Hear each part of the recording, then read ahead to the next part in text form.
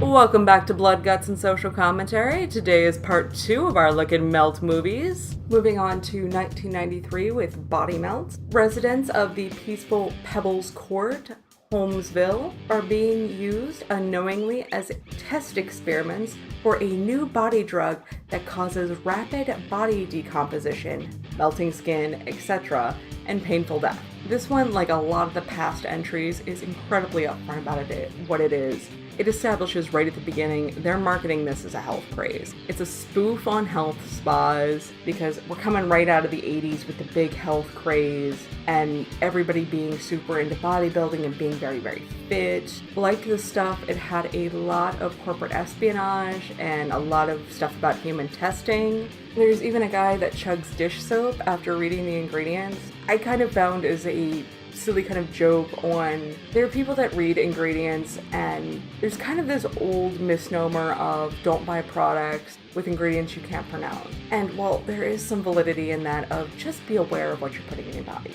That's good logical sense, that makes total sense.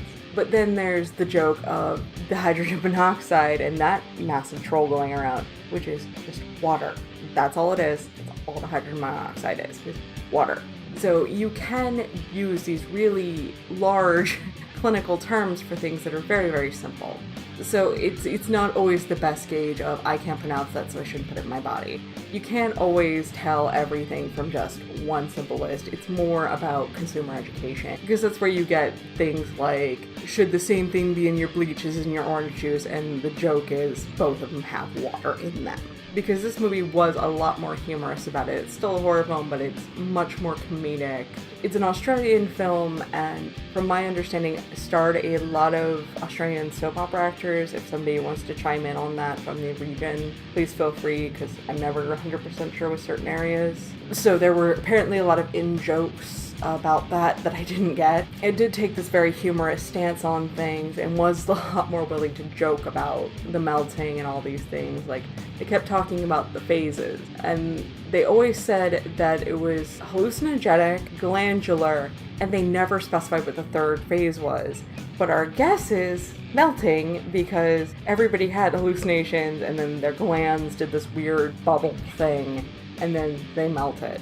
We keep getting these incomplete pieces of things, and everything's super styled, super fashionable. Even their test results are packaged with these really flashy graphics. There was a scene in this that captured the genre almost perfectly. There was a person in their bathroom wearing these really high fashion, well-styled clothes that they're melting in.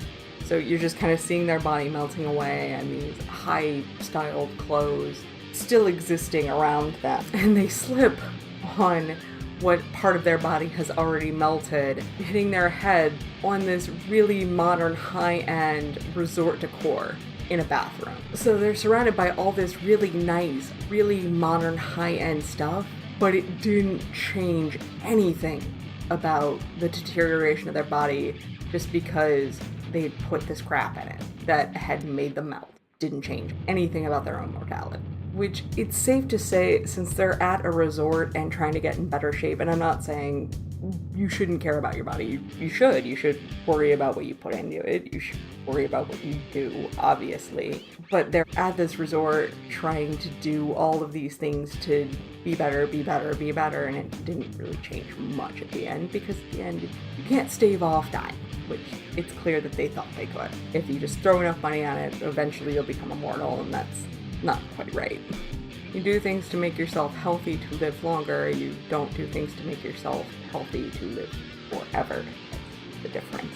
Then the melt genre went silent for a really long time until it got to 2007 with Masters of Horror, We All Scream for Ice Cream.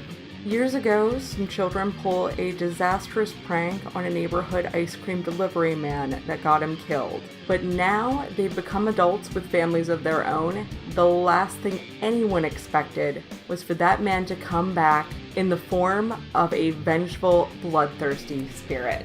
This one, every single death revolves around an item. Basically what happened is this group of kids pulled a prank. It led to this guy dying. Now that they're grown up and they have kids, he's finding each and every kid. And when he finds the kid, he gives them an ice cream. And the kid bites into the ice cream, parent melts and dies. It's all about consumption. There's that whole big horror trope of, this can't be happening, that's impossible. Yes, it can, because I saw it. No, you couldn't have, you're insane. That whole back and forth for like half the movie, because we have to do that because something so unbelievable is happening. It would be weird if somebody just accepted it. It's not a bad trope, it makes sense, it keeps things grounded. Even one of the guys, he thought he didn't actually have a kid, and this guy found he did. The guy that watched him melt even says, it's like, well, the guy bragged about rape. He could have very easily fathered a child that he didn't know about, because what mother wants their rapist to know he has a child? And the way he lures these kids out is in the middle of the night. He comes and plays the ice cream song, because I think every single child, no matter what song was played, knows that specific tone that comes out of those terrible speakers that are on top of the ice cream truck. It's just like a siren song to anybody under a certain age. So they come out, they hear it, get the ice cream, kill their parent. Because we even see at the very beginning of the film a dad trying to level with his kid before biting into the ice cream, saying it's like, you shouldn't eat that, it's because it's bad for you. No, it's not. And we see these kids going against their better judgment, because most kids, while they might not like the fact that they're not supposed to go out at night, they realize, like, yeah, it might be a little dangerous for me to be out on the road at night. They might not totally get why it's dangerous for them to be out at night, but they might understand why road at night is dangerous. There's even a point where two kids get out of the car while it's stopped to run into the road at night to get the ice cream. Most kids logically understand, like, that's a bad idea. These kids were at an age where they definitely should have known better than that. But this song and the prospect of ice cream just totally overrode their better judgment. And in this case, yes, it was something supernatural, but again, we're talking about advertising to children, and that's always been this colossal taboo in marketing. You want to talk about somebody who advertises well to children, look at McDonald's. They ingrain it young. Nobody does it better. Great tie-ins with movies, and whatever the hot movie is going to be is whatever McDonald's toy is going to be coming out. You ask any kid, they can give you directions to the nearest McDonald's. No one's ever done it quite that well. And this movie just seemed to be a very thinly veiled satire on marketing to children and the relationship between child and parent, and that disconnect in the developmental years between not understanding why a parent is doing something for the betterment of the child, and the, growing up and realizing, like, oh yeah, it wasn't that bad, or maybe sometimes it was. And the last entry, at least, that I have into the Melt movie subgenre is Slime City Massacre, which is a 2010 sequel to the movie Slime City. This one takes place after a dirty bomb attack. It's still in a New York City neighborhood. It's still known as Slime City, but it's been evacuated. The only people that inhabit it still are homeless or quote-unquote displaced refugees. When four squatters are in search of food, they find the ruins of what was the kitchen from the first film. They find the old wine, and they find some of the old yogurt. They drink it, and the same stuff kind of starts to happen to them. In this movie, kind of had a lot of the same commentary about consumption. There's a part where the one girl says she'd kill for a hot bath. Somebody comes back with, well, let's hope it doesn't come to that. Obvious joke. It seems like most people fall into two categories. They're either refugees or they're draft dodgers. And it's rather quickly established, refugee is just a nice way of saying you're homeless because you, for some reason, couldn't make it into the military. The yogurt is serving them as a food source, but they do plan to sell the wine on Skid Row. I mean, they obviously indulge in it, but almost a nod to street trash a little bit, and Slime City itself, obviously. There is prostitution in this one. The world's oldest profession isn't just a saying, it's always gonna be there. There is also a scene with very well-dressed guys. They come in, they act like they are interested in a prostitute, but they take a guy, and both of them take him back to a back alleyway, which, just wants some privacy. One guy takes him and acts like he wants oral, while the other guy's filming. He's just like, no, I just want it for my personal collection, and then they just start beating him mercilessly. Which, let's not pretend like that isn't a very thinly veiled, bum fights. We've all seen them. There's the fight videos on YouTube that are around all the time and get countless views. This isn't new. We've seen these type of things before. While this guy is recording it on a flip phone, it's no essentially stopping him from... It could be for his own personal twisted form of entertainment, but there's no stopping him from converting it somehow and selling it. And there's probably a high probability he's gonna do that. Sick, but secondary markets are gonna emerge in a breakdown like this. There's probably a reason they were more well-dressed than pretty much any other character in the film, and it did not look like they were soldiers. This again also all degrades into their developers that want to buy Slime City. They have to get the homeless out, so this becomes a whole big thing of this small disenfranchised population that are homeless versus these big developers that want to put something there. And it just kind of goes from there. And I don't want to give away the ending of the movie because this is definitely the most recent entry on the list. It's there, and it definitely hammers home, and it bookends nicely with the theme of consumption and the theme of excess that all Melt seems to harp upon. Because when it's not just showing middle America mindlessly consuming, it shows the rich consuming too much, and when they can't consume more, they take from those that have nothing. Now, I'm sure a few of you are wondering, but my first movie doesn't work. Of The Incredible Melting Man, the guy just went to space and started melting. That has nothing to do with consumption. What are you talking about? It doesn't fit. Why'd you put it there? Though it does work. Think about it this way. Space travel tends to be treated two different ways typically. We're gonna go into sci-fi now, but either you have something like Star Trek where they boldly go where no man has gone before just because they're curious, or we have something like Firefly where the Earth was used up and we start terraforming. So typically we do space exploration either because we can and we want to know, or because we realize we are totally gonna screw up Earth. And we need to know there's something else out there for us to go to. Kinda deeply work together if you really think about it. Because yeah, it's cool that we could go out there and know things, but if you look at space exploration, especially recently, when we found what's possibly Earth 2, and some of the biggest announcements we've heard come out of NASA, especially recently, are these things that we're like, but it could sustain life, which yeah is cool because aliens, but it's also cool because we have a place to go if a catastrophic event happened that killed Earth. So it's not a huge stretch to argue that space travel does tie into consumption, because what's killing this planet is the consumption. It's the greenhouse gases, it's the massive production, it's all of the smog and the smoke and the garbage, it's all of the lack of regulation that we had for so long, it's the fact that we're not changing as quickly as we should have, this, that, and the other. We all heard it, we know what's going on. Most of us at this point don't deny global climate change is a thing, and we don't deny it's a serious thing.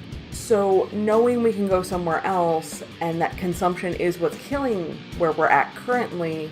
So while The Incredible Melting Man by far had the most chill about the idea, and it was definitely not nearly as heavy-handed, it is still there. And there is a mild hypocrisy with this. While many filmmakers would argue they don't think of film as a commodity, they don't think of their work, they think of it as art, they don't think of it as something to be sold commercially.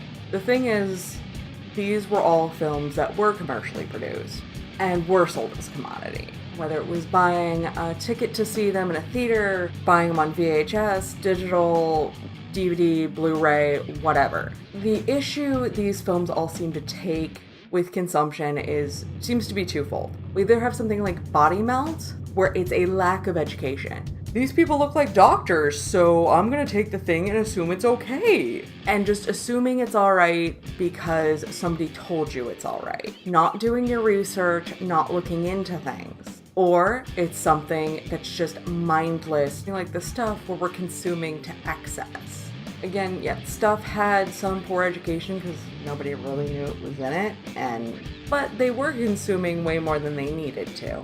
It isn't coincidence that seems like the biggest Melt movie boom we got was in the 80s, when we had that whole age of decadence and consume, consume, consume. This was a colossal reaction to that of, that isn't the best idea. Let's maybe not do that. So the melt subgenre takes more issue with mindless consumption than it takes with just consumption in general. Consumption in general isn't bad. It's not a bad thing. These movies aren't necessarily anti-capitalism. They aren't necessarily anti-buying things. They're anti-buying things when you know it's going to directly hurt somebody when you take that thing, or anti-getting that thing when you don't fully know what's in it, especially when you're consuming it. And we saw that with The Stuff, we saw that with Slime City, we saw that again with Slime City Massacre, we saw that with Ice Cream for Ice Cream, we saw that with Body Melt. So much of just putting it in your body and then something bad happened. Straight Trash was very direct about that. And not only was it direct about the people mindlessly putting it in their bodies, it was very direct about the person who sold it to them being a scumbag for selling it and not knowing what was in it. And for anybody who hasn't seen these films, the fault isn't always all on the consumer.